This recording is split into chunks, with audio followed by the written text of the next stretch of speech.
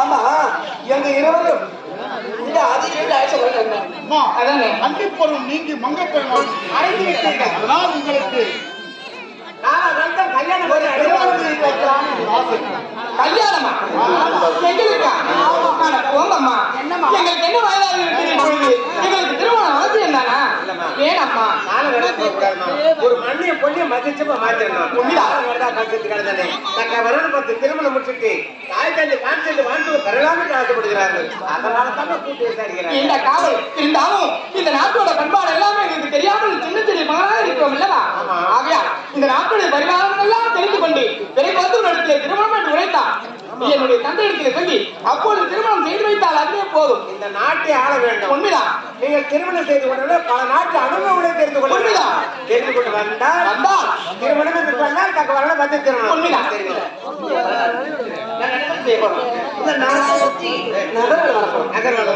பல நாட்டு அனுபவங்களை தெரிந்து கொள்ள வேண்டும். நீ என்னைக்கு திருமணம் சொல்றியோ அன்னைக்கு திருமணம் சொன்னா நீ நகர் வளர்ப்பு அப்படியே ஆகட்டும். அம்மா சாமண்டி என்னம்மா நீங்க பயபத்திரமா போயிட்டு வரணுமா? அப்படியா? ஆமாம்மா. என்னம்மா ஏன் பயப்படுறீங்க? இல்ல இந்த நாட்டு பொறுப்பு உங்க கையில அப்பா இத பாருங்க இருவர் ஆணுக்கு ஆடாது. ஆமா சரி சென்று வருங்க. அப்படியே ஆகட்டும் சென்று வாருங்கள்.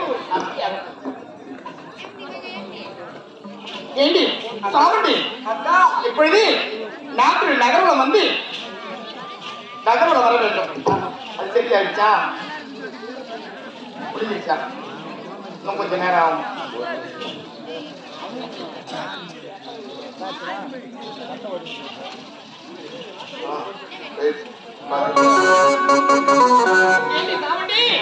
நகர்வலம் போக வேண்டும். நாடு பாடு அத்தி சாய்வதற்குள்ளாக அரண்மனை வர வேண்டும். எப்படி போக தெரியுமா? தீன் பால் கோலை இளம் தென்றல்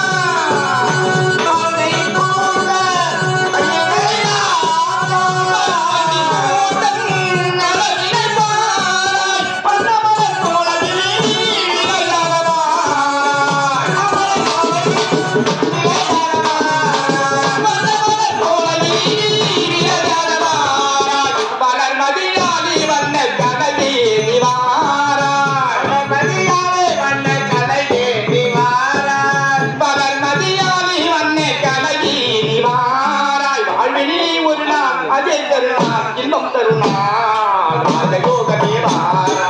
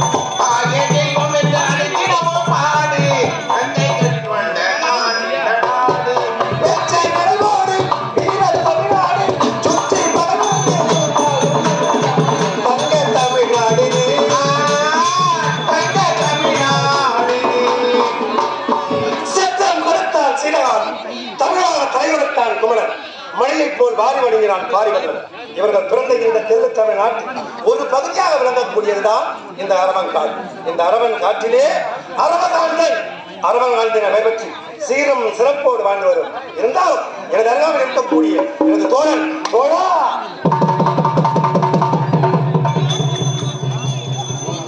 இந்த கதையின் வில்லனாக ஏற்றிருக்கும் திரு திலக் அவர்களுக்கு கண்ணீர் கிராமத்தின் சார்பாக இந்த மலர் மாலையை பொன் மாலையை அறிவித்து மகிழ்கிறேன்.